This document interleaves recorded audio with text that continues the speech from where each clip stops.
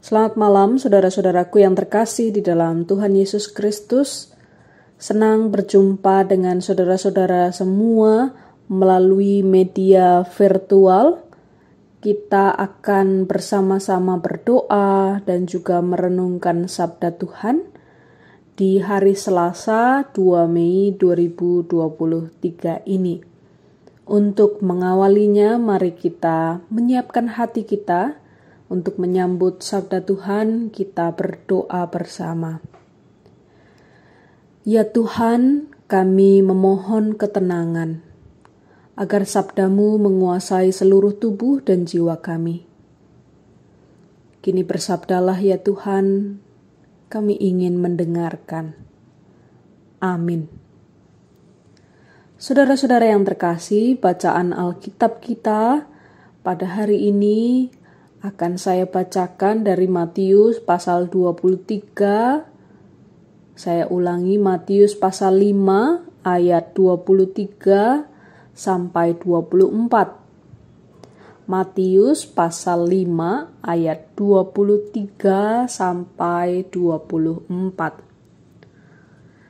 Sebab itu, jika engkau mempersembahkan persembahanmu di atas mezbah, dan engkau teringat akan sesuatu yang ada di dalam hati saudaramu terhadap engkau, tinggalkanlah persembahanmu di depan mezbah itu, dan pergilah berdamai dahulu dengan saudaramu, lalu kembali untuk mempersembahkan persembahanmu itu.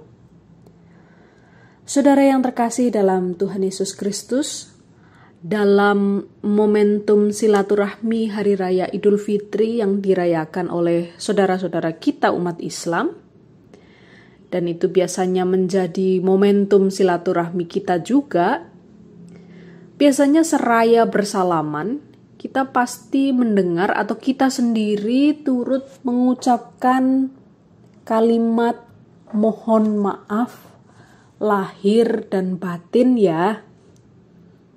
Mohon maaf lahir dan batin ya. Ya, momentum itu menjadi hari yang baik bagi siapapun untuk saling merendahkan hati, meminta maaf atas segala kesilapan yang sengaja atau tidak sengaja diperbuat. Berbesar hati untuk meminta maaf memang tidak mudah. Ternyata bukan hanya memaafkan yang sulit, tapi ternyata untuk meminta maaf pun biasanya sama susahnya. Padahal perihal maaf memaafkan ini bisa menjadi salah satu penyebab terbesar dari stagnasi atau mandeknya pertumbuhan iman kita. Alkitab bahkan berkata bahwa bukan saja perasaan bersalah bisa begitu menyiksa dan terasa sebagai sebuah ganjalan dalam hidup kita, tapi bahkan juga menjadi penghalang bagi kita untuk dapat berhubungan dengan Tuhan. Dan itu bisa kita lihat dari ucapan Yesus sendiri yang mengatakan dalam bacaan tadi, sebab itu jika engkau mempersembahkan persembahanmu di atas mezbah, dan engkau teringat akan sesuatu yang ada dalam hati saudaramu terhadap engkau, tinggalkanlah persembahanmu di depan mezbah itu dan pergilah berdamai dahulu dengan saudaramu. Lalu kembali untuk mempersembahkan persembahanmu itu. Dari ayat ini kita mengetahui betapa pentingnya untuk berdamai dengan orang lain di mata Tuhan. Tuhan mewajibkan kita membereskan segala sesuatu ganjalan terlebih dahulu, sebelum kita datang membawa persembahan di hadapan Tuhan. Dalam ayat berikutnya, kita pun dianjurkan untuk langsung menemui mereka yang punya masalah dengan kita, dan dengan segera menyelesaikannya. Itu akan membuat kita terhindar dari masalah berlanjut yang bisa membuat kita sendiri bertambah repot. Segeralah berdamai dengan lawanmu selama engkau bersama-sama dengan dia di tengah jalan, supaya lawanmu itu jangan menyerahkan engkau kepada hakim dan hakim itu menyerahkan engkau kepada pembantunya dan engkau dilemparkan ke dalam penjara.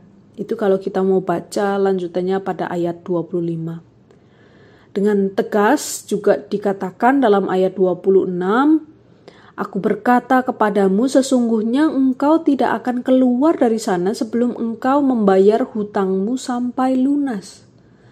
Dengan kata lain, ketika kita melakukan kesalahan, Tuhan ingin kita mengakuinya dan meminta maaf.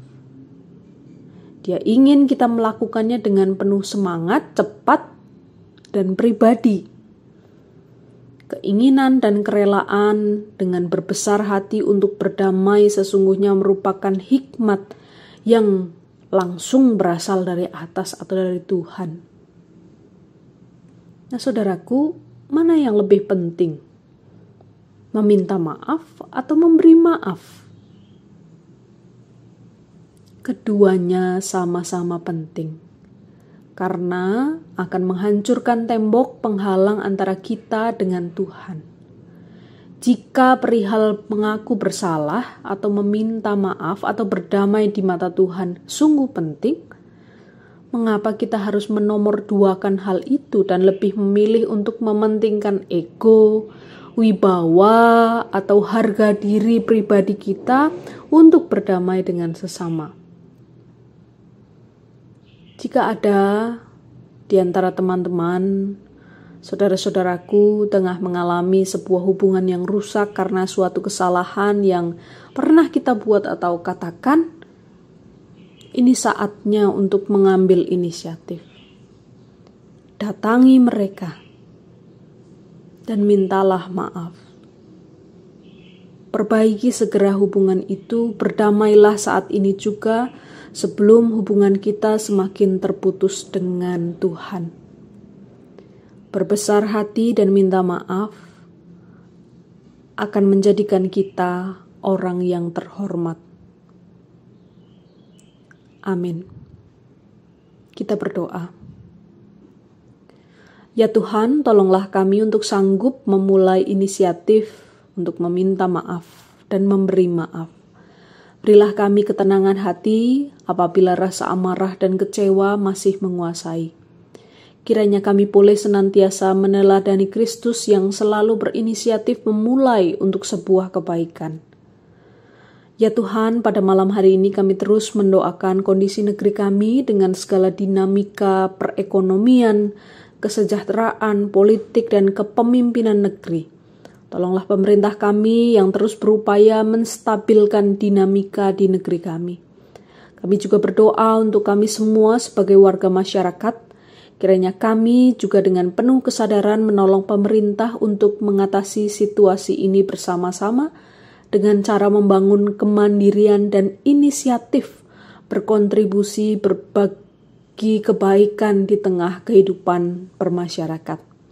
Ya Tuhan, kami beriman bahwa di dalam pergumulan yang kami dan saudara kami hadapi, Tuhan tidak pernah sekali-kali meninggalkan. Dan biarlah kami boleh merasakan ketenangan dan hangatnya kasih sayang Tuhan hari ini sampai selama-lamanya. Amin. Demikianlah bersatu hati dalam doa pada hari ini. Selamat beristirahat, saudara-saudaraku semua. Tuhan Yesus memberkati kita.